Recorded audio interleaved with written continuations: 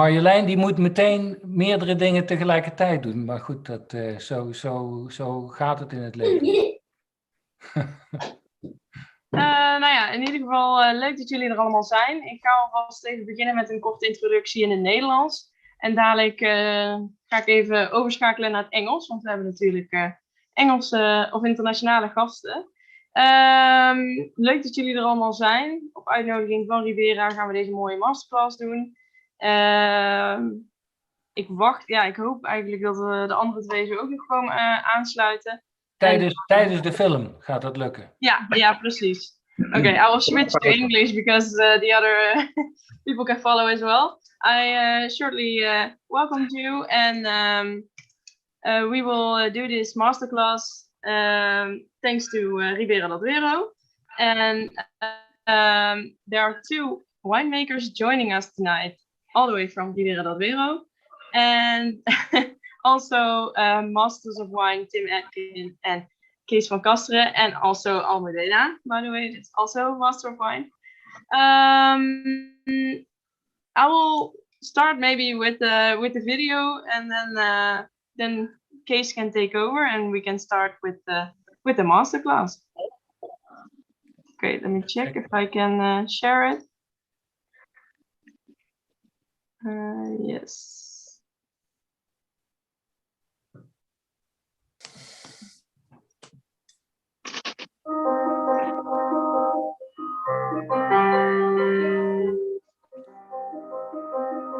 You're facing a very demanding field, but also a very rewarding one. It takes a great deal of accuracy, care, which is why you must never rush. In the end, it all comes down to the same thing: a deep respect for what you're dealing with. You're aware of its great value and uniqueness. All you need is to deliver talent and the latest technology to make it work. And when you see how special the results turn out to be, how it all connects, you then know it was all worthwhile.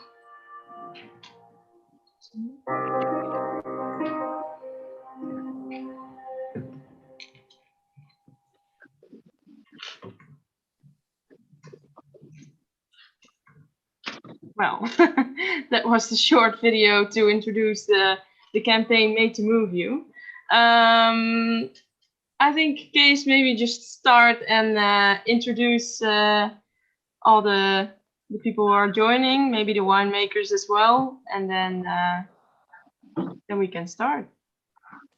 All right, good evening, all of you, and happy to see so many familiar faces. I named this session Quiero Ribera del Duero, and I know Tim and especially the two winemakers will laugh about it because it reveals my basic level of Spanish, and also it sounds a bit like an election slogan, which we have been bombarded with them in the past 2 weeks. Because today is election day in the Netherlands, and if our Dutch attendants have not voted yet, then I'm afraid it will be too late for today. But anyways, talking politics, Brexit didn't make it faster or easier to ship samples to the other side of the water, to London, to Tim, as he experienced it, although luckily today he received the samples and he has been able to taste them. So before I'm going to introduce the distinguished members of this panel, well, actually they will introduce themselves, is much better. Let me give you a brief agenda of what we're going to do tonight. So we first start with a brief kick-off, kind of a presentation of the basics of Ribera del Duero. I know some of you have been in Ribera del Duero, but others maybe not. Just to get everybody on the same page. Then Tim will share his experiences in writing these top 100 reports over the past 4 or 5 years, looking into vintages, originality, maybe shed some light in what he thinks the future is going to look like. And in these presentations, I think we will engage as much as possible the two winemakers we have, and I'm really thrilled to have the two winemakers, Isaac Fernandez of Monte-Abellón, you know, extremely experienced person. He doesn't look like, but he is almost 40 years winemaker now. And I will ask him to introduce himself in a minute. And Almudena Alberca of Viña Mayor, Master Wine since 2018, and has been involved in Dominio da Tauta as well in Ribera del Duero, which is quite an extreme project. And we would like to also borrow some of her knowledge of the past, if we may, to make it even broader, because that was a totally different project than Viña Mayor. So, and then of course, Tim and I started in the same year, the Master Wine. It took me a few years more than Tim to make it, but I remember the day I finally my dissertation was approved and I became Master Wine. He was the first to send me a congrats message, and I remember exactly what the message said, because it said, "Welcome to the madhouse," and that was the most original congratulations I ever had, I think. Tonight it won't be a madhouse, but it will be a bit of a clubhouse. And we are small. We are a small team. I would encourage everybody to kick in. If you have a question, please use the chat or interrupt us.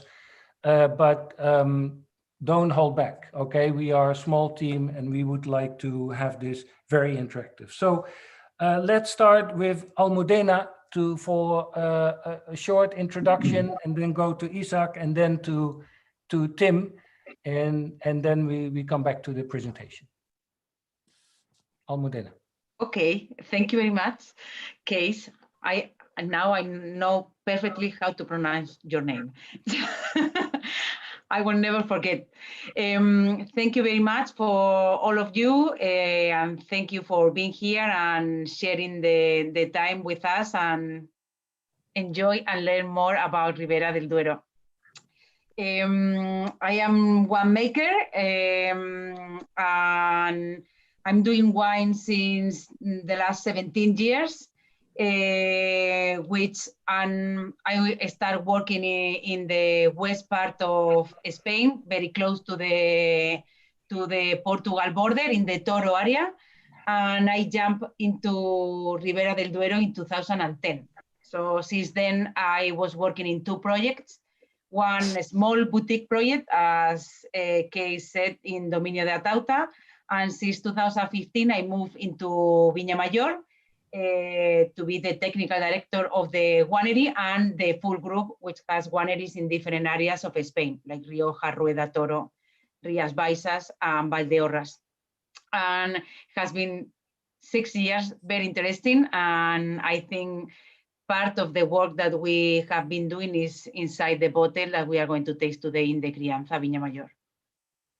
And this is a short and brief presentation. Yes. And for everybody who wants to learn more about you, on the website of the Masters of Wine, there's a fantastic, let's say, profile of you with many more details. But what I found very fascinating, Almudena, is that you went from this boutique winery to this what you call this large volume player. So that must have been quite a change in your life, no? Yeah, it was a big change. We are not the major large players. There are bigger ones, much bigger ones than us, but within the context of Ribera, we are one of the biggest ones. So it was interesting. Yes, it has been a big challenge, but I think it's also a very important role because it was a company with a lot of history. Viña Mayor was built in 1986, 4 years after the Ribera del Duero DO was created, and has been different moments in the history of the winery, but in the past 6 years, they wanted to rebuild and relaunch the winery, increase the quality, make new styles of wine. So it was a company that was decided to change into the quality side. And this was basically my specialty because I was working in projects and rethinking them and relaunch them. So I think it was a very good opportunity for me. To see both sides of the business, and it's a great company and they take care of me and they leave me do a lot of winemaking. So I'm so happy for that. Fantastic. Isaac, well, I just told them that almost 40 years as a winemaker, that's, and you still look that young. I can't believe it, you know? I'm very close to 60. Really? Yeah, Well, yes, really. Okay. I would started you like to introduce yourself? professionally. It was in 1984 there in Mauro. Yes. Mm-hmm. Mm-hmm. Well, and well, it was well, Mauro. I'm nephew from the great winemaker in Spain, Mariano Garcia, and my cousins that are now controlling the winery. Okay, and well, I learned a lot about quality wines, making quality wines, and well, in 2005 I decided to make another different things. Okay, to learn more about wines, and this is because I left this winery, Mauro. I'm in contact with my family, with my uncle, with my cousins. And then I started to make wines. Well, I started to consult wineries in 1995, but in 2005, I really decided to involve me in another wineries like Montebellón. Okay, my projects are a lot. I'm basically focused in Ribera del Duero. I'm working there with a lot of wineries. And now, at the moment, I'm working a lot in Rioja, Rías Baixas, in Rueda, and I have experience in Toro, in Campo de Borja, Calatayud, Cariñena, Valencia, in the region of Requena.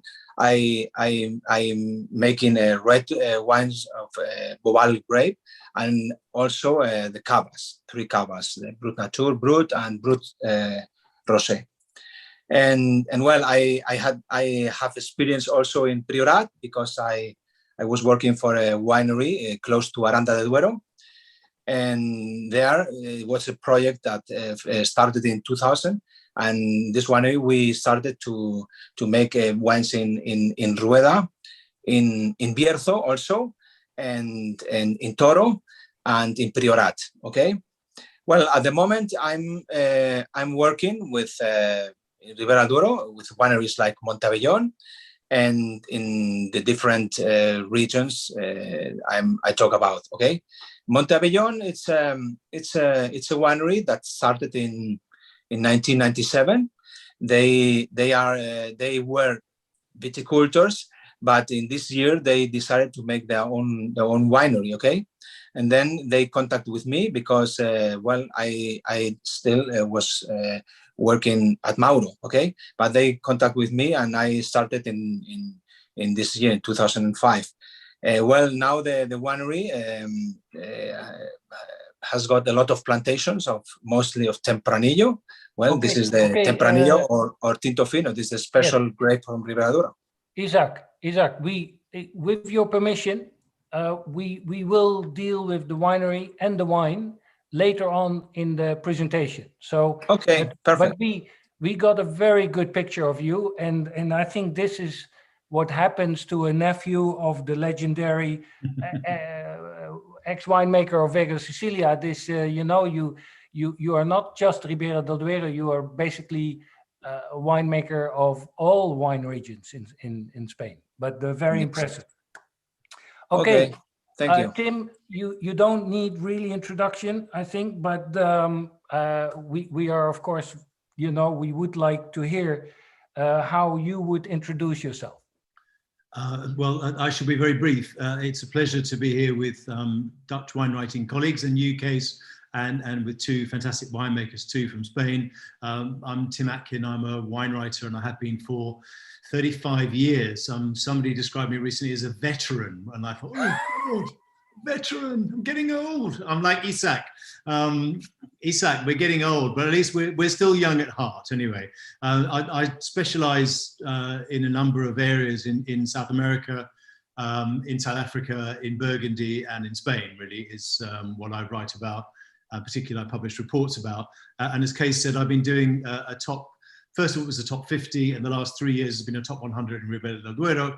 And even though I first went to Ribera in the early 1990s, and I think I actually met Mariano in those days, Garcia at Vega Sicilia, and did an amazing vertical. In the last 4 years, I've spent much more time there and focused on it more. So that's what I'm going to share with you today. That's all I need to say, really, because I think we need to get on with the tasting and your presentation. But anyway, it's lovely to be here. Hi, everybody. Looking forward to the tasting and to exchanging ideas and comments with you. Case. Thank you. All right. So quickly, the basics of Ribera del Duero. It is famous because everybody knows Vega Sicilia, everybody knows Pingus. Maybe many people know the Golden Mile, but you know, it's not always a known area to people outside, you know, especially in Holland. So we know about the name Ribera del Duero. We don't know much about the subregions and the identity of these subregions. We know it's basically one variety, but I would like to hear from the winemakers as well. Do you see it as a monovarietal region, or is the little bit of blending going on between varieties, is that still significant? Anyways, that's something that we will discuss because we have some significant differences in style and quality.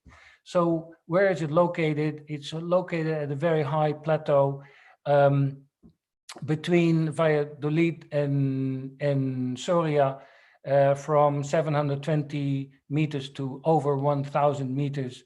And at this latitude, that means that you get really, this is the highest wine region probably in Europe. On average, you know. So as you know, I've been to Bolivia and Argentina, and we can go up to 3,500 meters, but a totally different latitude.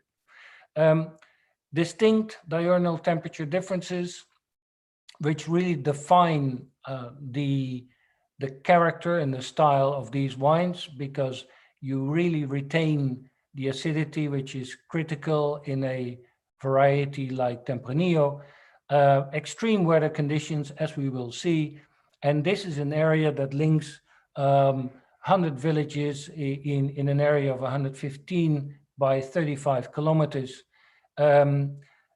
Burgos takes care of 73% of the wine production, Soria 5%, Valladolid 21%, and Segovia just 1%. So that's a bit of the division of wine production.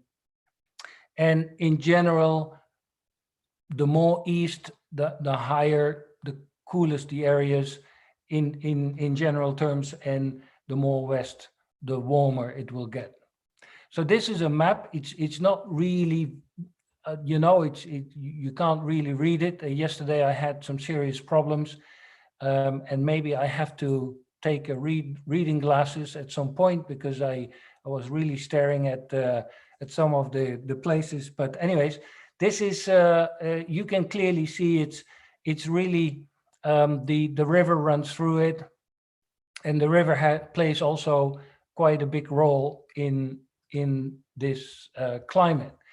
The climate is mainly continental, I think, with some Mediterranean influences, a lot of sun for a rather short season, 450 millimeters of precipitation, which doesn't come like in London and in Amsterdam in many weeks of drizzle. No, it comes in storms, and sometimes you get 10% of those 450 mils in one day.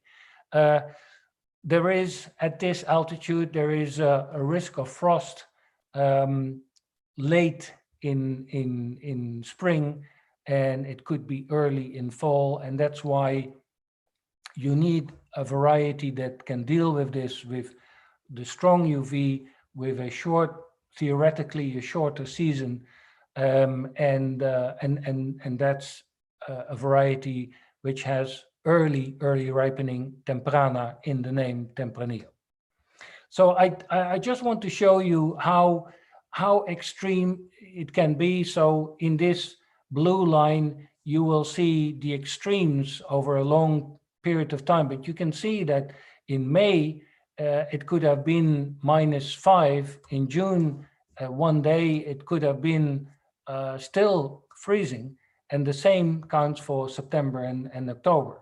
But even if you look to the two middle lines, you compare those, you can see at least 10 and sometimes 20 degrees of difference between the medium lows and the medium highs, and that gives you a clue about the extremes in this region, because I can't think of any other region with so many extremes as Ribera del Duero.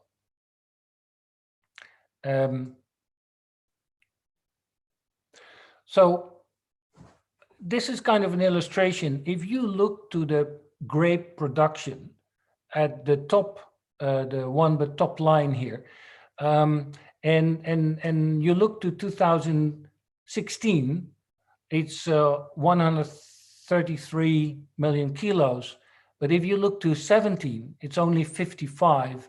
18 is back to 125, and it goes up and down. And I have always admired, companies who can deal with this going up and down. And Almudena, maybe you can comment on this, because you are not just a winemaker, you're also involved in commercial decisions and marketing and sales. And how difficult is it? And how do you deal with these huge vintage differences?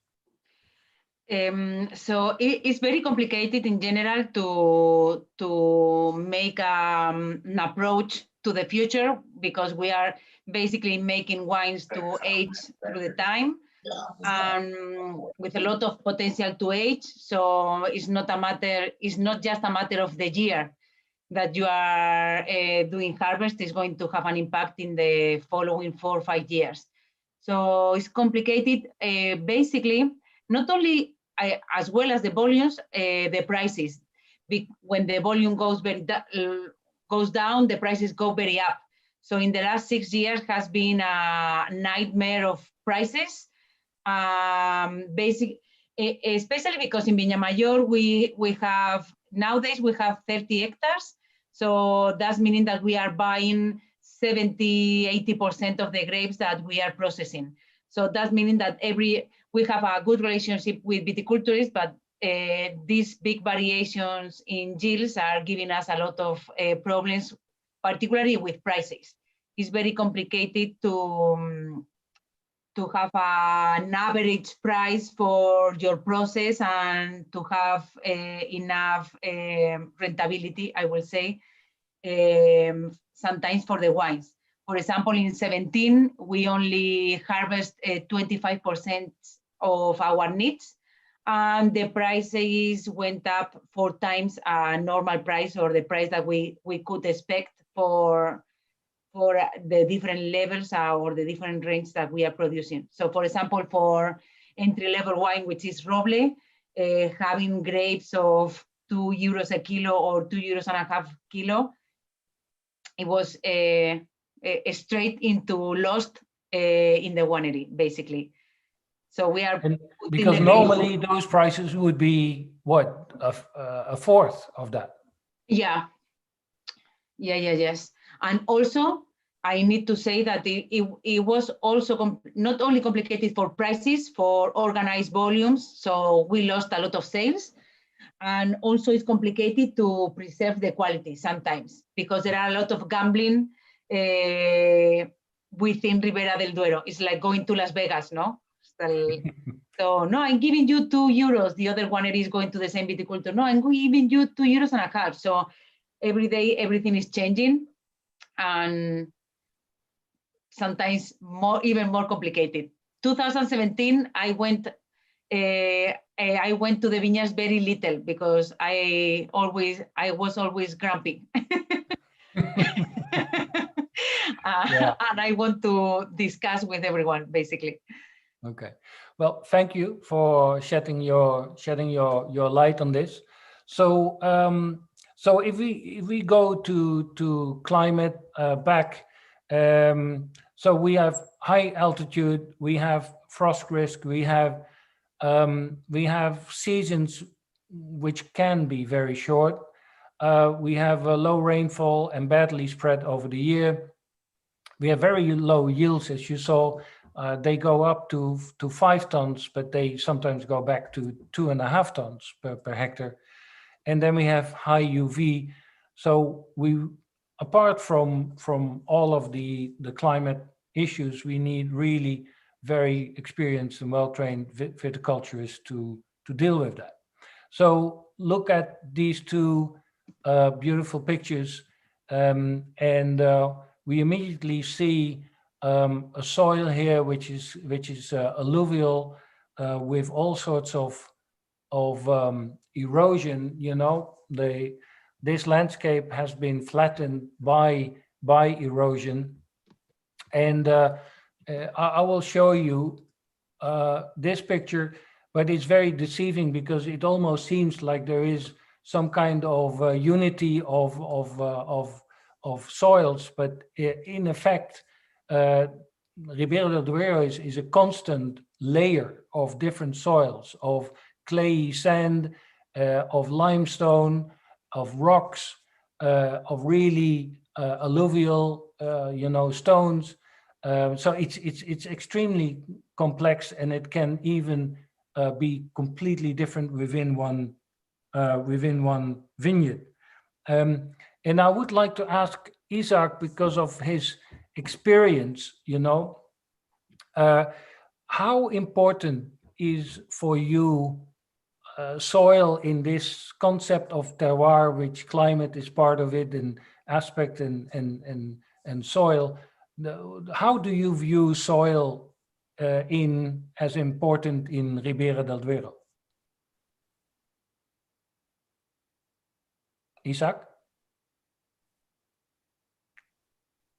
Is Isaac still with us, or because he had some issues with his iPhone, I think. Isaac, do you hear us? Yes. Can you hear me now? Yes. Oh, sorry. I have a problem because I'm connecting with my iPhone. Okay. Well, what you said, I hear you perfectly. The question, and what you said is how important is the soil in winemaking. Of course, the soil is one of the most important things. Soil, the climate, and the altitude. Okay. Here in Ribera del Duero, as you said, we are mostly limestone. Okay, but we have a lot of clay, but sandy clay. Okay, this is very important also. Maybe which character can give us the limestone soils? The limestone soils, I consider that that give us a very good concentration of the wine, a lot of color, and also a lot of tannins to the wine. This is one of the character typically in Ribera del Duero. But this is also a problem. The limestone is a problem for our acidity, because acidity here in Ribera del Duero is not very high, and we have to fight against the high pH that we have in the wines. This is the cause that sometimes we have to focus a lot of how to choose the harvesting date. Okay, we have a lot of rocks, a lot of poor soils. We have a lot of alluvial soils like river stones. This is very important because all the sun, all the temperature that you can have during the day, that reflected in the night, mostly in August, that reflected to the bunches in the different plants. Because you know that August is a very important month because the differences between day and night of temperatures are very extreme. Sometimes we have lower than 10 degrees centigrade during this month. Okay. And we have a lot of poor sandy soils. This is very, very important because the poor soils makes suffer the plants, the vineyards, the vines, and this give us a very good quality. Okay, the precipitations are very important. Also, this is a very dry region, a very dry area. We have here around between 400 and 500 millimeters square meters during the year. This is in a normal year. Sometimes we have dryness less than this, or sometimes in maybe this year 2020, maybe 2020, 2021, maybe we are going to have more precipitations. This is going to have a lot of importance in the next vintage. Okay, the climate, as you said, is a continental climate, and maybe with a Mediterranean influence, and also a little bit of Atlantic influence. This is very important because we are here in the plateau.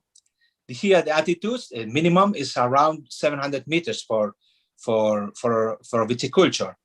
This is very important because I have a lot of experience in this altitude, 700 meters, and also in 1,000 and more meters. This is very important because you can find the different styles of wines with more acidity, less acidity, and this makes a special our different wines.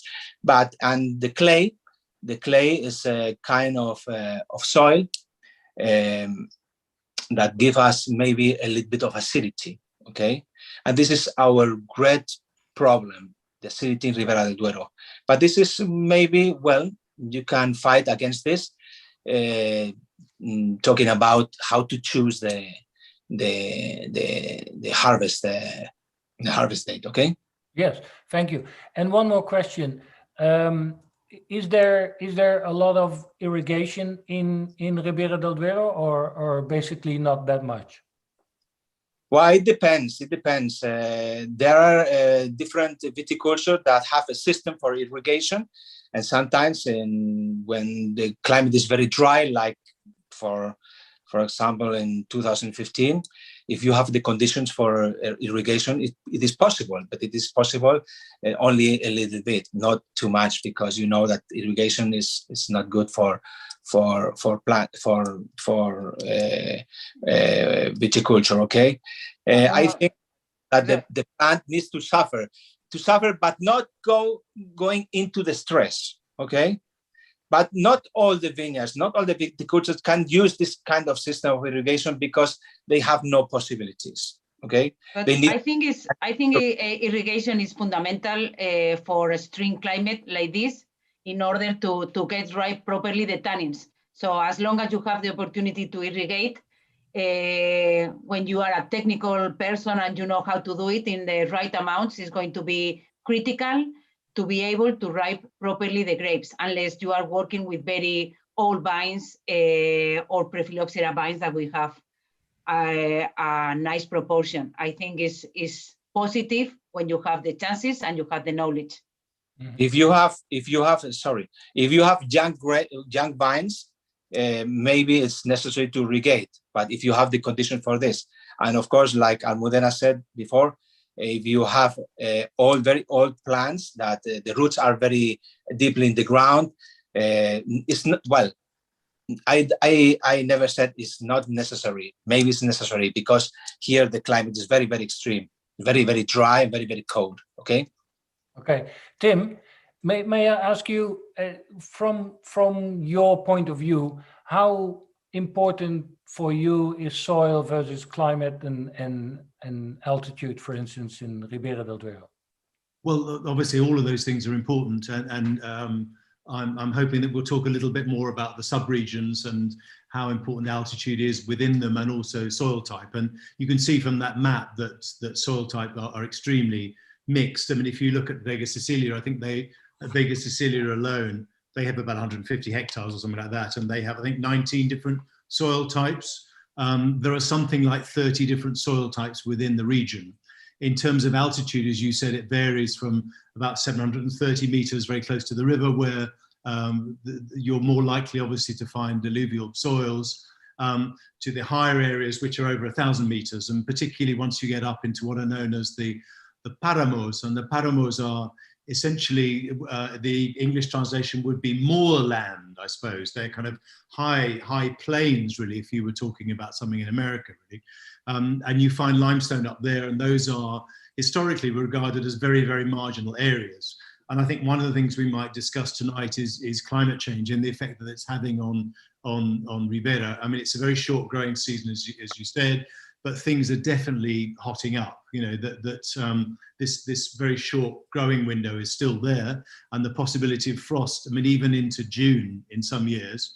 But people are definitely picking earlier. I mean, since 2003, I think that I think there's only been one vintage where they started picking in October, and in the past, October harvest, the start to the harvest was often was very, very common. So the region is changing, I would say, and that opens up all sorts of possibilities. I think it was also interesting what Almudena was saying about irrigation. I think irrigation is important, and Isaac bore this out, particularly where young vines are concerned, for the establishment of young vines. This is an extreme region, it really is, and I can't stress that enough, that even in the height of summer, the diurnal variation can be 30 degrees centigrade in one day, you know, from 40 degrees during the day to 10 degrees at night. So I think also the other point Isaac made about acidification, a lot of people acidify because pHs are often at 3, 8, you know, up to 4 and even beyond that, because you need ripeness really to get phenolic ripeness in this area because of this very short growing region, growing area, rather, or range really, range of ripening. So yeah. I think it's, you know, it's a unique region. It's extremely strange. It really is. And the other thing I'd just like to say, and I hope we'll discuss this in a minute when we get onto the wines, is just how different the different parts of it are. It is a long and thin wine region, as you said very rightly. This river runs through it with all these river tributaries, but it's essentially a river valley, steep-sided, you know, on both sides, with mostly north-facing on the south side and south-facing on the north side. But there are very different subregions within it. And I think one of the things that I've really understood much better from going there and visiting vineyards and talking to people is how different they are. And I think the perception, I don't know if this is true in Holland, but it certainly is in England, is that Ribera is monolithic, that it makes one style of wine. And I take your point about being a mono-varietal region, but even that's not strictly true. There are other great varieties permitted, you know, Cabernet Sauvignon and Garnacha and Merlot and Syrah. But you find lots of other things planted in the vineyards, even things like Bobal, like Calagrano, particularly Albio Mayor, which is this famous white grape that's grown in the region. And historically, the region was a region that made rosé wine, so it blended Tempranillo with Albio Mayor, and now Albio Mayor has come out on its own, if you like, and you can make white Ribera. So I mean, I think it's the picture is more complex and more variegated than people say. And what I would like people to come away with tonight is this impression that if you think about Ribera as a block, you won't understand it. You need to think about it in the way that you would think about Burgundy or Barolo, that the differences between La Mora and Serralunga, or between Pommard and Chambon-Musigny are very different, you know, are massive. And the same thing is true in Ribera. I mean, we'll maybe talk a little bit more about the identifiable zones maybe when we come on to the wines, or I can talk about that in a minute, but I don't want to monopolize your time because I think we want to get on to the wines. So long answer to a simple question. Yeah, no, but here's the varietal makeup of 2020, and yes, there's a group of many other varieties, but it's a very small percentage. So there are also things that are not on that list that historically, not just in Ribera, but all over the world, people 100 years ago very rarely planted a vineyard, if ever, a vineyard, even in Burgundy, a vineyard with one grape variety, that they rightly were thinking as an insurance plan in a way, let's plant different things. And they were experimenting, but also they thought that it would provide complexity, but also if you like, an insurance policy against the weather. Remember, Tempranillo is an early ripening variety, and you get these frosts in Ribera, which can be very, very damaging, particularly, as Almudena said, in 2017. But I mean, that's not, you know, frost happens all the time in Ribera. You know, I wrote down a list of the vintages that were frost years, and, you know, even in the last sort of, 10, 15 years, 2001, 7, 8, 10, 17. So frost is a constant risk. And that's why historically, I think people planted other things as well. Yeah, talking about historically, one of the great assets, I think, of Ribera del Duero are these old vines, and maybe those old vineyards with mixed plantings, but still, look at this, you know, more than 5% is 100 years old. That's incredible, I think. Almost 10% is 90 years old of the whole region. So I think that adds another asset and another unique selling point to this region, and yet not all wineries are using this maybe to the fullest extent, and maybe Tim, because maybe this is a good point for you to take over and say something about the old vines, and at the same time then continue with what you learned in those top 100 tastings. Okay, I mean, I think a lot of the things I was going to say we've probably already covered. The thing I wanted to begin about was just talking about this difference between perception and reality, which I think that we've covered to a degree, and also, you know, to remember that there are other things planted there. We've talked about the extremity of the climate, and I don't want to go on again about that, but you know, there's a famous saying in La Mancha, which is part of the same central plateau, the Meseta in Spain, where they talk about 3 months of winter and 9 months of hell. You know, so just very, very extreme region. The other thing I wanted to talk about really was one thing I noticed, and I think this is something we can discuss in a bit more detail, is this increasing focus on terroir. I mean, there are a number of famous wines, and one of them, one we're going to look at tonight, Garmon, which is blended across the region in the same way that Alsace is, which is a wine made by Javier Alsace, who was a Vega Sicilia after Mariano.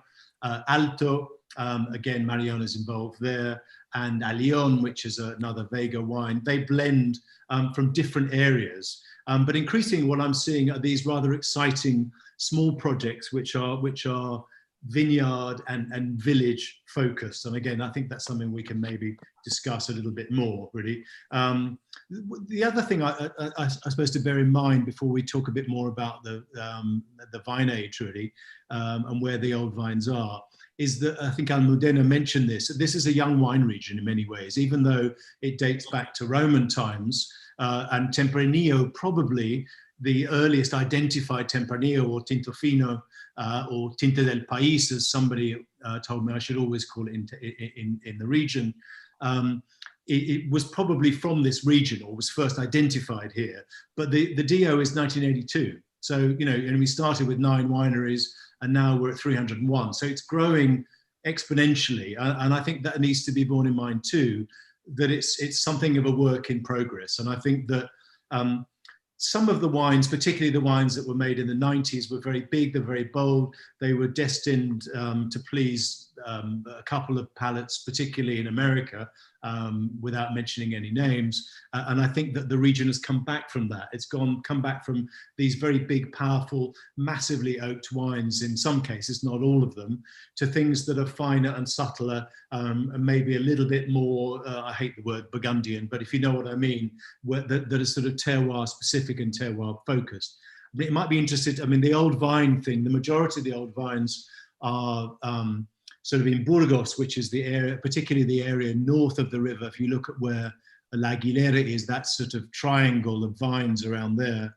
And then obviously out in the east, and Almudena worked out there and made some fantastic wines out there. I would guess that even though Soria, this area out in the east of Ribera, only accounts for a small percentage of the wine produced in the region, I would probably guess that the majority, certainly of the vines over 100 years, would be out there, and there are even some vines out there which are pre-phylloxera vines. So I mean, it's an incredible resource and fund, and it's a shame we haven't got a wine, particularly as Almudena made wines there, from the east, because it's very, very different. I mean, extremely high percentage of limestone, and it's a very distinctive style. Case rightly mentioned that the western end, we're going to see a couple of wines from there today, in Valladolid, which is particularly the area closer to the river, is warmer, is earlier picked, and the difference in picking dates between the far west, if you like, of the region and the far east could be 3 weeks to a month. So, you know, it's a very diverse region in that sense. So yeah, definitely old vines, but the old vines tend to be concentrated in a number of specific places. I'd also say that there are some young areas within the region, particularly Fuentespino, which is south of the river in Burgos, and that area, Moradilla de Roa. Those are comparatively young areas because they were high, and over 900 meters historically was considered too high to ripen grapes reliably. These new areas, if you like, at high altitude, are very exciting too. So don't assume that it has to be an old vineyard to be any good. Some of these young vineyards, not necessarily the ones near the river, which are generally speaking not as interesting for me. These high altitude vineyards, new high altitude vineyards, are really exciting too. That's probably all I need to say about that. I think we should maybe bring a couple of the winemakers in. Maybe Almudena, can you tell us about the east, about what it's like making wine out there? Because I love that area. I think Ribera del Duero in general is a very interesting area due to the variation of altitude, the climates, the soils, and also I think, as you said, there are new places, there are places close to the river, there are drier places, but every year is going to be exciting locations to look for, because maybe we don't like the Valley River vineyards, but for example, comes very dry and hot, very high temperatures or hot summer, and suddenly you have very good quality close to the river because they have more water and they are able to ripe better the tannins in terms of polyphenols, or sometimes maybe in terms of picking dates. I think it was a bigger difference before, but nowadays, or in the last vintages, I'm looking that there are less variation between the areas. Sometimes I'm picking in the east only 2 or 3 days before than in Burgos, or sometimes we are picking in the 3 different areas at the same time. Okay. And when I was working at Dominio Tauta, I was also working in Toro, and there was only 5 days different. Normally, no more than a week. So climate change is making funny things in terms of that. So the east is very interesting because it's even more extreme. It's very, very cold. Not only because the climate also is very isolated. I love this area because there are low concentration of human beings and energy. You can feel the magic of pure nature there. So starting from that point, everything is going to be very special. soils are richer in chalk, because the mother rock is very pure in chalk and with no decomposition, which is all in the topsoil. You can find different things, but also we will be finding very short depth of soil for the plant, available for the plant. So all of this is going to impact on the expression of the grape. Also, the clone is slightly different because in general, I think a big proportion of the old vines, as Tim said, are located in this area. So the expression is completely different. We are going to find maybe a bit more austere grapes and with a lot of presence of chalk, and the texture of the tannin is going to be completely different. And I think in general, maybe more elegant, more refined wines, and at the beginning more austere with a lot of aging potential, I will say. But also within the East, we are going to find a lot of variation as well between villages. Atauta is completely different than Peñaranda, or completely different than Quemada, or even if you go a bit further, maybe Gumiel is going to be sometimes even cooler than Atauta. So I think there are a lot of personalities within Ribera del Duero, even within the same area. And maybe Almudena, it's a good moment to taste your wine, the Viña Mayor Crianza, and tell us something about the wine and the background. And this is probably your most sold wine at Viña Mayor. So it's okay. Right. It's also well distributed in Holland. So let's compare and contrast a bit with the. Okay, I'm just going to tell you one funny thing. The first year that I worked in Ribera, it was 2010, and I was coming from Toro area, which is warmer, mild. Normally, you don't have any. I only remember. I was working there 12 years, and I only remember one frost. So I arrived in August into Atauta, and with very short time to prepare. And it was 3 days in a row of frost, 1st, 2nd, and the 3rd of October with -1, -2, -3. So I was looking to the valley and all the leaves became brown. So the grapes were ready to pick, but they were, it wasn't the right moment, but you need to pick because everything was done. So it was a very impressive or a very strong moment or way to start my vintages in Ribera. So I didn't want to do it again. So, but as a first year, it was a nice experience. So moving back to the East, my actual winery is based in Valladolid, in the Golden Mile, or which is called Golden Mile, very close to Vega Sicilia, just for you to have an idea. And at Viña Mayor, we are working with grapes from all areas of Ribera del Duero, particularly for Viña Mayor Crianza. We are going to blend all the areas because basically this is a brand wine. It is speaking about the winery and Ribera del Duero Crianza style from our point of view, where we want to focus a lot in the fruit and trying to make a good balance with the oak. So here we are working with young viticulturists that their way of living is being viticulturist. And we are looking for vineyards like 3-4 hectares, at least size, so we can control it since the beginning to the end. And they are located from Soria. We have one vineyard in Atauta and all the way through to the east in Valladolid, where we are. So we have vineyards located in the 120 kilometers long and in the 40 kilometers wide. With different locations, we are looking for different type of soils because we want to make a blend of Ribera del Duero. So we have some vineyards with a lot of chalk, some vineyards with clay, some others with sand, because we want the blend. We want the powerful of the clay, we want the acidity and the aging potential of the calcareous rock, and we want the perfume and maybe the lightness that sometimes you can find in sandy soils. So the average of the vineyards for making this wine is around 16 to 18 years, because we want some of the concentration of bit older vines, but we also want the strength of the bit younger vineyards, preserving high concentration of fruit and also acidity, because they are a bit more strong to support the high temperatures of the summer.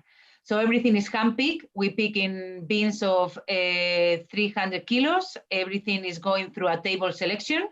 Basically, it's optical sorting, so we are able to do it. And fermentation in tank. We are doing more or less 2 pan-povers a day, because I don't want the style to be too extractive in terms of tannins. And we do a aging between French and American. All the American oak is 300 liters, and the French is 222. More or less 25% of the oak is new, and we are using 1 use, 2 uses, and 3 uses. Basically, this will be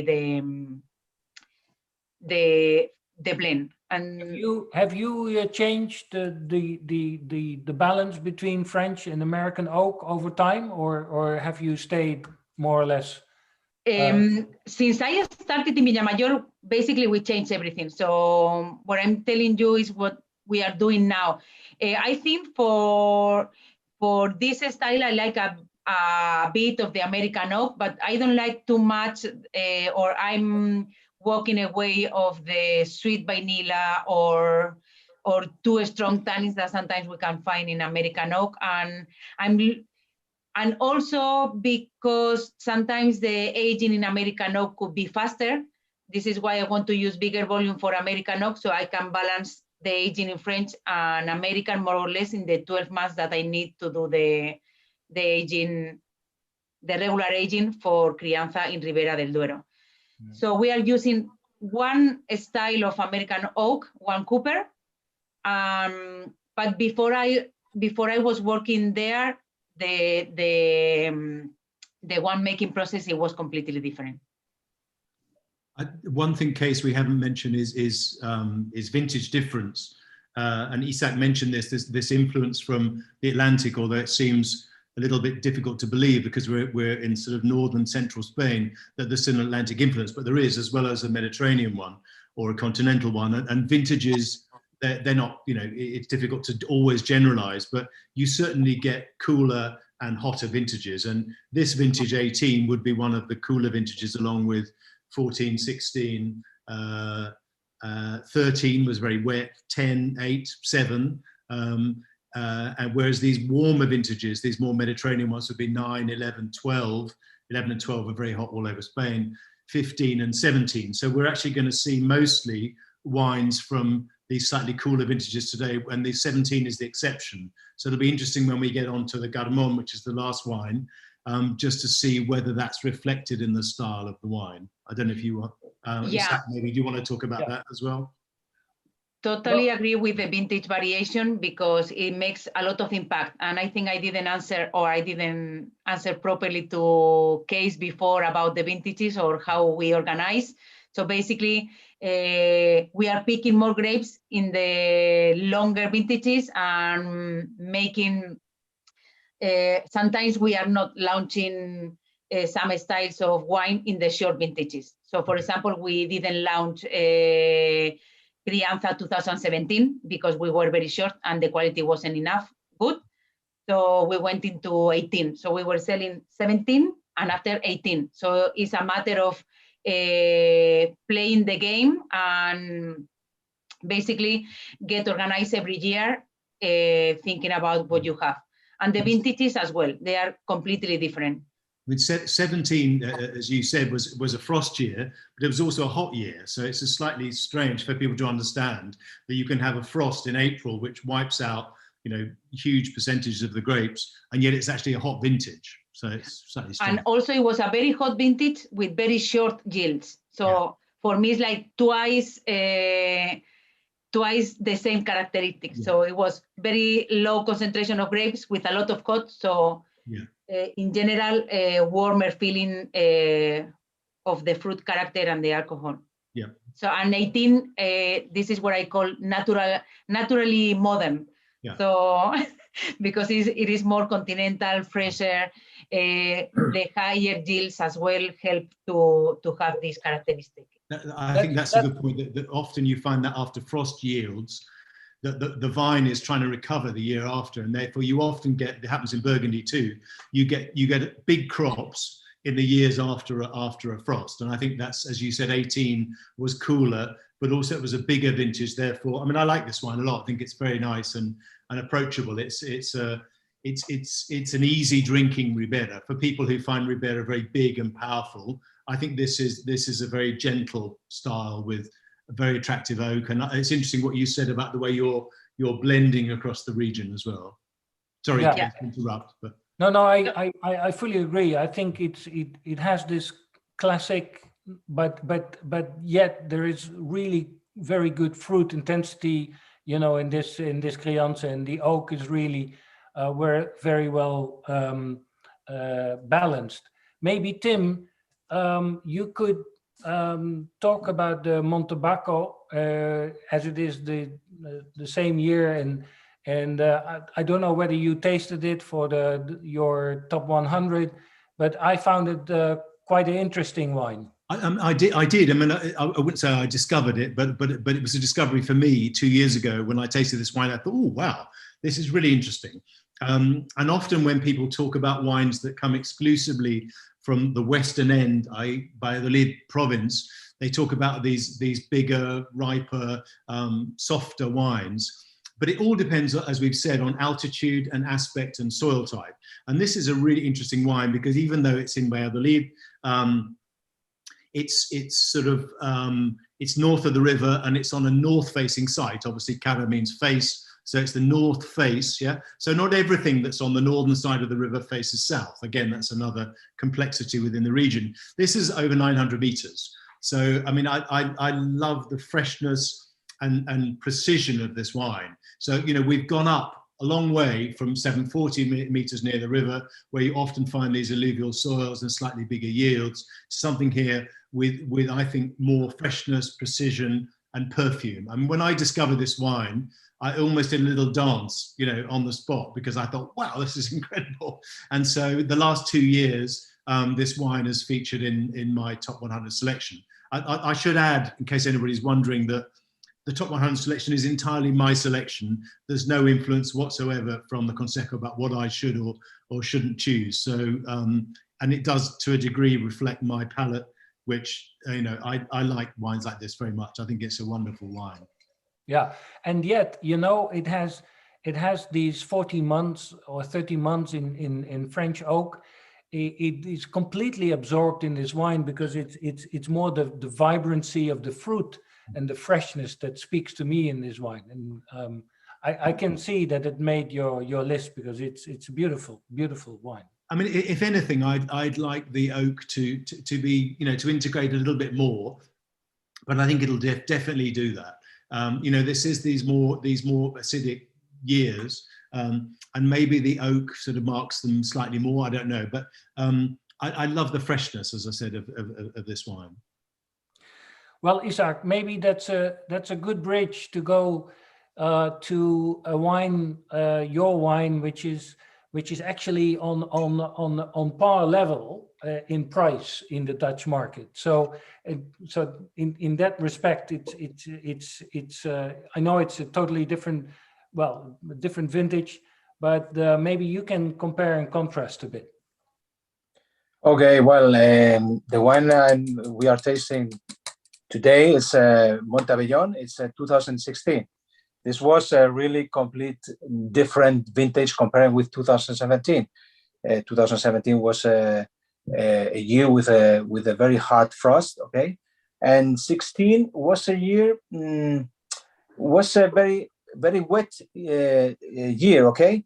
It was a year that we, in our vineyards, we make all the works that we can do because in our vineyards, we adapted a pruning of the second grow from the plant, okay, from the vines, okay.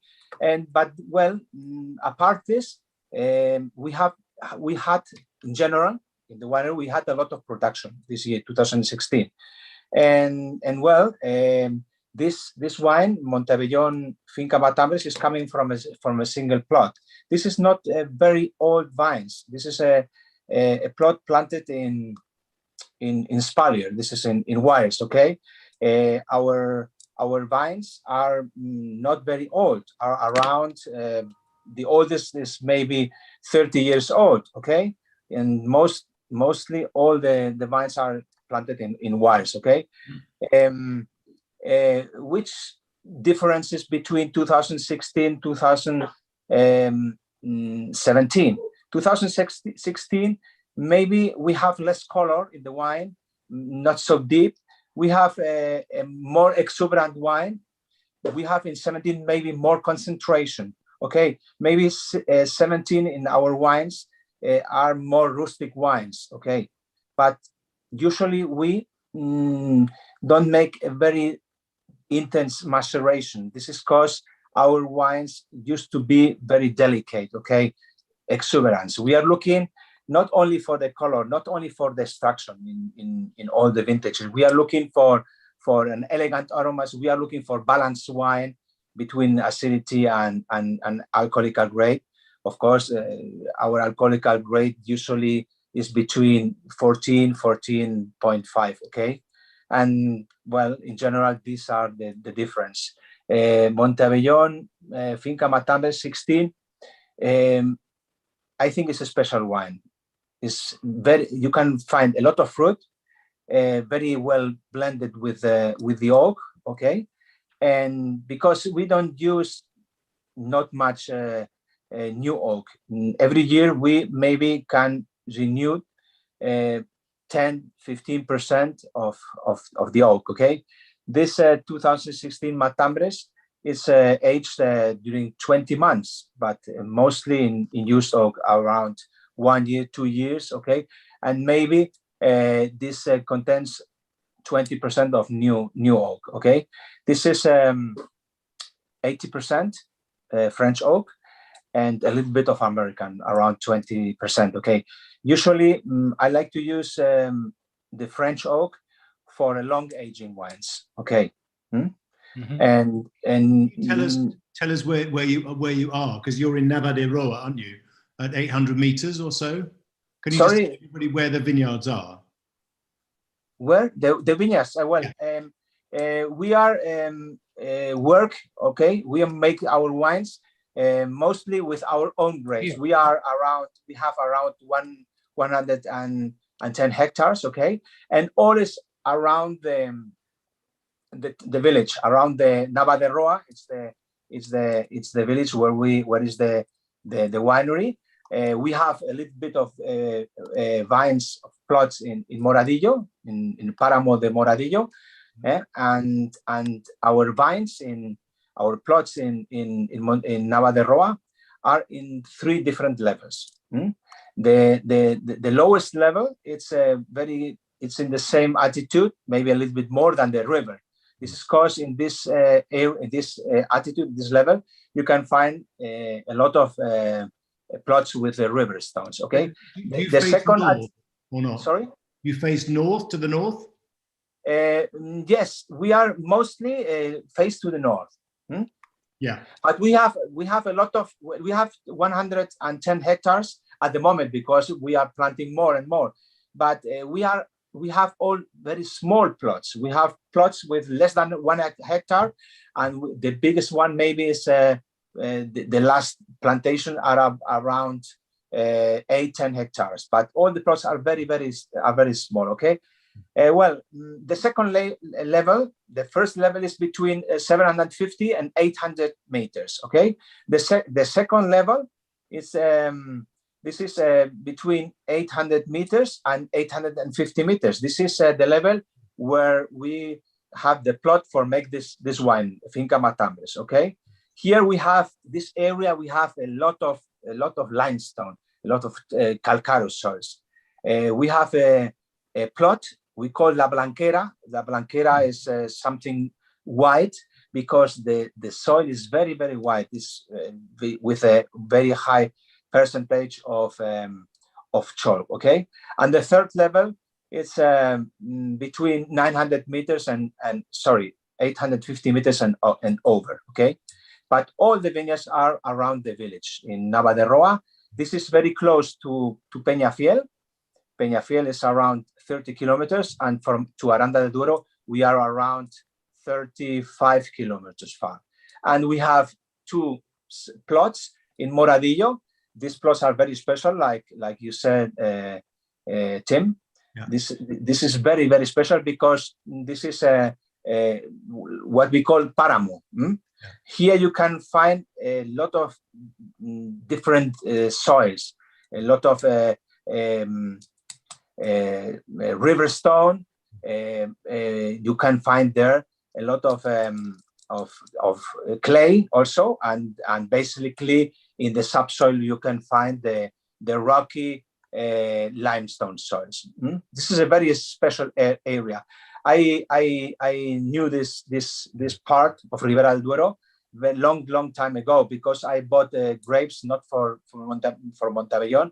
It was for another winery, and I started in this area in Moradillo. I think maybe 15 years ago. Okay. Here we have a very high altitude also.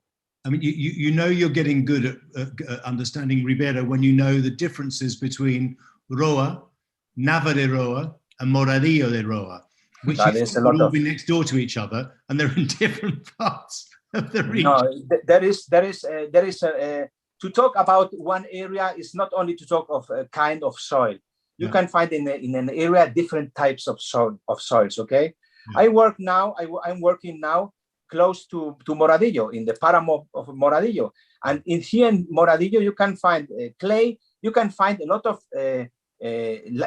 river stones, but the surface of the soil is full of river stones. Okay, and you can find a lot of clay if you are going more to the east. Okay, to Fuentenebro, okay, Aldeorno, and going to Pardilla, this area, you can find a lot of very red soils. And this is very important because that gives to the wine a lot of color and a very elegant tannins. Well, and in the next wine, Tim, Garmon is a multi. We are making full circle here. Is a multi regional blend again, including Moradillo and Tubia and Baños in the north. Yeah, and Anguix. Yeah. So and Matanza, you know, they're blending across the region, which is a Mariano Garcia thing. I mean, Isaac would know this, that it's what they do at Alto as well, that they're blending across the region basically, but they're using old vines between sort of 30 and 100 years old. I mean, this is a very exciting winery. I mean, obviously Mariano and his 2 sons, Eduardo and Alberto, are very experienced in the region. The first vintage was only 2014, and this is one of those wines that's just gone right into the kind of top level of Ribera, almost from the first vintage, unsurprisingly. You know, it's just wonderfully well balanced. So wild yeast, French oak as opposed to American oak, or a mix of the two, a very complete wine. And I think it's interesting again to look at this wine and remember that 17 was this frost vintage. It was a very concentrated vintage, but it's a very uneven vintage. I mean, the best wines are fantastic, and this is one of them. The worst wines are really quite clumsy. You know, this second growth, if you like, of the vines after the frost produced uneven ripening. And I think what Isaac was saying is very important, to be selective, and I think Almudena was saying this as well, to be selective in these vintages. 17, these frost vintages, present the winemaker with a not unique, but a very unusual set of circumstances and challenges. But the vintage, well, I can't compare to the other Garmon vintages, but if compared to the other wines, this had this was more a muscle wine. This had more power and more body, you know. And I think a bit. I mean, I would say that the Alto style that Mariano and his sons are involved in tends to be bigger than this. I still think this is a rich wine, but I still think it's got lovely freshness. I mean, I think the acidity to me is what drives the wine. I mean, and it's amazing to think what they've achieved in 17, because 17 is a difficult vintage. And if anything, 17 was a good vintage in which to be blending across the region, because you could pick and choose a little bit. I mean, I think they mostly buy from growers, but I think they may have some vineyards of their own now as well. But, you know, if you can choose across the vintage in a difficult vintage like this, it gives you an advantage. If you're having one plot and, Dominio del Águila, where Jorge Monzón is, you know, he lost like 80% of his vines, or sorry, of his crop in some vineyards. That, you know, the specific bits of Ribera were hit worse than others. Remember that usually cold air descends, you know, and so therefore the lower bits would get frosted. In 2017, everything got frosted. You know, it was. I mean, I think in the east maybe was not so badly hit, but certainly the central chunk of Burgos, which is sort of 75 to 80% of the fruit, was very badly hit. Okay. Well, maybe it's time to say goodbye to the presentation and to invite anyone from the press to ask any questions. I mean, we have this, what I said, clubhouse environment now, and we are amongst each other. So this is the time to ask anything to Tim or to Almudena or Isaac, you know. Kees. Hans. What is 2019 and 2020 like? The best person to give comments are both winemakers and Tim. Maybe Tim, you can kick off. 19 hot again, but very good. You know, actually, I would say 19 was a balanced vintage. I don't know what, but I would say a mix of Mediterranean and Atlantic. I think 19 was probably the best vintage since 2010, a fantastic vintage. 20, tricky, very wet, and obviously complicated by the fact that there was a pandemic going on. I haven't tasted many 2020s yet because the wines, I haven't been there recently. But I think 20 was a tricky vintage. 19, really good vintage. I like 19 very much from what I've tasted. Winemakers, what do you guys think? Modena. Sorry, I think 19 is very interesting. It was a short yield vintage, so it is a natural concentration in the vineyards, and also it was a bit warm, so it has full ripeness in terms of tannins, and I think it's going to give very good quality. As Tim said, similar quality to 10, although the fruit profile is completely different, because 10 it was cool and 19 it was in the warm side. For me, it's more similar like to 2005, maybe, with this elegance concentration, like wines forever, but there are a long way to walk yet. And I need to say that most likely 2020 will be something to discover, because I think there's going to be a lot of quality in one side, and so the people that is close to the vineyards working with a lot of focus on the fields, we are going to find very good surprises and high quality, and the opposite as well. And I think we are going to find big variations, because, for example, Pingus, it was the year that they peak earliest in the history. I think they peak around the mid-September or even earlier, before the first rains. For example, I peak in between the rains, and even when I finished picking, I found a nice friend of mine, Francisco Barona, that he has a lot of old vineyards in the core of Ribera del Duero, and he was starting the picking. So it's going to be the full range of qualities, fruit profile, texture of tannins, and I think it's going to be fun. You are going to have fun, Tim. I mean, one thing I Okay. would say is that these wetter, cooler vintages tend to bring out more differences, maybe in the terroir, but also differences between, as you said, between winemakers and viticulturists, particularly the people who don't overcrop, who pick at the right time, who understand their vineyards, and also drainage is important and all these things. I think that 20, as you said, will be a discovery year, bit like 14. I mean, 14 and 16 are both vintages that I like a lot. But it's interesting, the Consejo tends to, the excellent vintages in inverted commas tend to be, they think, the hot vintages. And I often like the slightly cooler vintages, wetter vintages. So I'm in your hands. I may well love 2020 in time. I believe you. I believe everything Almudena tells me. Something special. Sorry, something special happens in 2019. Maybe for me, it's one of the best vintages I produced. Okay, there was a special thing that happens. A special thing in before harvest. Okay, in 2019, it was a very dry summer. Okay, but in September, I consider September a very important month for ripeness. Okay, for ripeness and for choose the harvest date.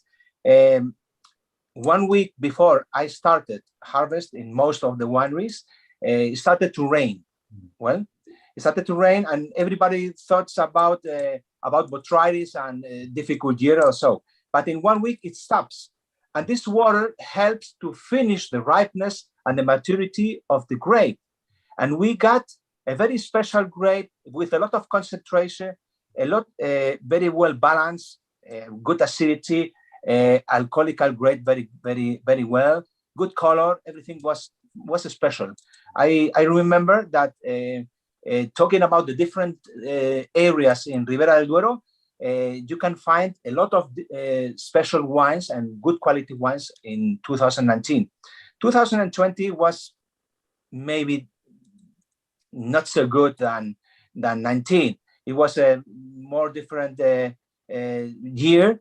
It was with a lot of differences between different regions or the sub-regions in Ribera del Duero, and it's possible to find very good quality depending of the areas. It's good, mostly in attitude, okay? And it is possible to find not so concentrated wine like 2019, but elegant wines, okay? And you can have also wines with a normal quality, mostly in the different regions of Ribera del Duero. Okay, this is very easy. 19, lot of concentration. General, very good quality. 20, good quality, but maybe more elegant wines. But not all the wines are with a very good quality. If you look back your 37 years of winemaking in Ribera del Duero, what would be your most fascinating vintage? My most fascinating, I talk about 2009 was very good. Well, the 90s, 99 was very special. 96, 95, 2001 was very good. 2004, 5, 6, well. But for me, fascinating maybe was 2011, okay? 2015 and 2019. I consider 19 for me maybe it's one of the best vintages I remember now. Okay, and the worst and the worst maybe could be maybe 2002. 2002 was a difficult year. A lot of mildew, a lot of oidium. 2097 was not so good. 94 was very difficult. The first year I started was very difficult because we had no sugar in the grapes, you know. And 94, I remember no sugar and no color, you know, color matte, anti-science. 2013 not good. 2013. Well, it was not a good year. Depending. Of vintage, of course, but it wasn't the worst. It wasn't the worst. Almudena, what was your most fascinating vintage so far? For me, fascinating is when I have a lot of challenge. So it's not there are not a correlation for me about very high quality, because when I'm doing harvest, I always looking for, like, I don't have this or I want the other. I focus more on finding everything at the same time. So I don't realize that it's a great vintage after a few months when I sit down and make a full analysis of the wines. So depending on what. So about quality, I loved 2005. And also I enjoy a lot 2010. But in terms of several problems, like interesting or exciting about that, I think 12 it was a big challenge, 13 it was a big challenge as well, with different points of view, because 12 it was 2 years in a row of drought, so it was a big challenge in order to find the right phenolic ripeness, and also 13 because it was a big challenge about managing. I was in Atauta, and Atauta it was healthy in general, but we were buying grapes in other places. So for me, it was very exciting about managing and organizing a full team day and night. And I don't know, I think I live every harvest as the last one of my life. So all of them are very exciting. Thank you. There's a question from Laura, who says, apart from Tempranillo, what other grapes would you like to experiment with in Ribera del Duero? Personally, we are working at the winery with Cabernet Sauvignon, and also we are working with small quantities of Malbec. Basically, I am very interested in Garnacha, but it's very difficult to find it. Although it was widely planted in the past, there was a moment in Ribera del Duero where the prices of the grapes went up for Tempranillo, so a lot of vineyards were crafted into Tempranillo. So because I have a lot of problems to find Garnacha, I planted 2 hectares of Garnacha, because I think it's going to be between Cabernet and Garnacha. I think they are going to be the 2 partners for blending and to adjust and balance the Tempranillo. And you could regraft to Garnacha, no? If you would like to. Yes. But I had the opportunity to replant some of our own vineyards, so I decided to have my own Garnacha. So I don't need to be looking in the small vineyards or dealing with viticulturists. But I think both of these 2 varieties are going to be very good for blending. Okay. Oh, they are also good for blending in the present, but I think they are going to be fundamental for the future, because as Tim said, it's very complicated to balance these high pHs and low acidities that you have at the end of your ripening cycle. Yeah, there are a couple of people making varietal Garnachas, which are fantastic, I think. But the problem is you have to sell them as Vina Latera de Castilla y León, because you can't make varietal Garnachas, and I think it's a shame. I think it would add diversity to the region. There are some people making Bobales, pure Bobal, particularly from high altitude, and I think that the acidity, particularly with climate change and Tempranillo, and especially at high yields, I would like to see those other varieties planted, really. And Tim, would you please finish this presentation with the last question of Laura? How do you feel about white Ribera? I think white Ribera, Albillo Mayor, is a fantastic grape variety. It's a very historic grape variety. I think I'm right in saying it's one of the parents of Tempranillo. So it's actually an older variety than Tempranillo. It certainly has a parent offspring relationship with it. It's a very historic variety, and it has a history in Ribera. I'm delighted that they've recognized it as a white grape in its own right to make white wines rather than be blended with other things or sold as a Vino de España or Vino de la Tierra de Castilla y León. It needs to get all of the best producers to sell their wine as Ribera del Duero. Jorge Monzon, that I mentioned from the Mina del Águila, makes, I think, the best white wine in Ribera del Duero, and he's not yet selling it as a Ribera del Duero. And I think it's important to get people like him to join it so that the quality is perceived as being really top. Mhm. Right. Isaac, you wanted to add something to that, or you're?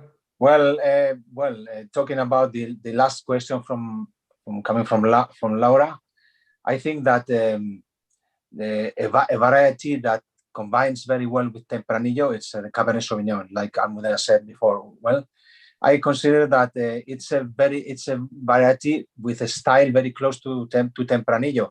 It's maybe a grape that can give you acidity to the wines and can give you more nose, okay? Better aromas to the wine. I'm in Montavellon. We grow Cabernet Sauvignon also, and I put a small percentage, around the 5%, sometimes in the crianza, in the 14 months aging, and in other wines, in other wineries also. I remember 20 years ago, it was very difficult to grow Cabernet Sauvignon because ripeness was very difficult. But at the moment, I don't know if the climate is changing, but now our ripeness year by year is going better and better.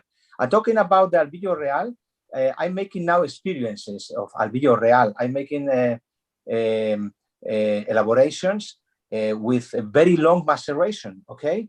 Maybe macerations of more than 1 week with the skins, the Albillo Real. And after this, we fermented with no commercial yeast. This is spontaneous fermentation. And now this wine, I started, Tim, because you tasted one of the Albillos I produced, okay? Yeah. But I'm talking about another project. Well, now this wine, I'm talking about 2020 vintage. The wine fermented very well with this long maceration, and now the wine is aging in oak in a barrel of 450 liters. Okay, and the other part of the wine is aging in a foudre of 3,000 liters. This is very. I trust in this grape, in Albillo Real, and of course that I hope that the results in the future are going to be very, very positive. Okay. You have to taste this. Maybe next time you're going to be here, I want to taste with you this wine because I consider this is special. Okay. Somebody says that Albillo Real. Albillo Real maybe it's a very flat grape, but it depends which are you making with this grape, with which acidity are you working, how long is the maceration? Because maceration, I consider is very, very important. And this kind of experience is very positive for the winemakers, for the grape, and for the DO Ribera del Duero. Okay, that's a great finish of this presentation, and I really would like to thank Almudena, Isaac, and Tim, and all of you for attending. And I hope that you get a bit the spirit, of Ribera del Duero, and understand why I named this Quiero Ribera del Duero in all my simplicity. But I hope it captured that enthusiasm of all of us. So with this, I would like to turn it back to Freddy. Do you have anything to say, Freddy, or are we going to say goodbye and have a great evening tonight? Well, actually, you've said it all, Kees, and I really want to thank you as well. You've guided the masterclass very well. I couldn't do it any better. So many thanks for that, and I hope that all of you could have asked anything, any questions that you wanted to know about the wineries and the wines, because, well, it's kind of a unique thing we're doing here. It's not many evenings that we're all together with the winemakers and masters of wine. So yeah, I really hope you enjoyed it all. And if there's anything else, you can ask. And otherwise, I will have to say have a nice evening, and hope to see you soon again. Thank you, Freddie. Let's watch Okay. the election now. Okay. See you, Yeah. everyone. Thank you, Kees. Okay, thank you all so much. Thank you. Thank you. Bye-bye, Tim. See you, everyone. Thank you, Tim. Bye bye. Bye bye, Bye-bye. Tim. Bye. See you. Bye. A pronto. Cheers. Bye.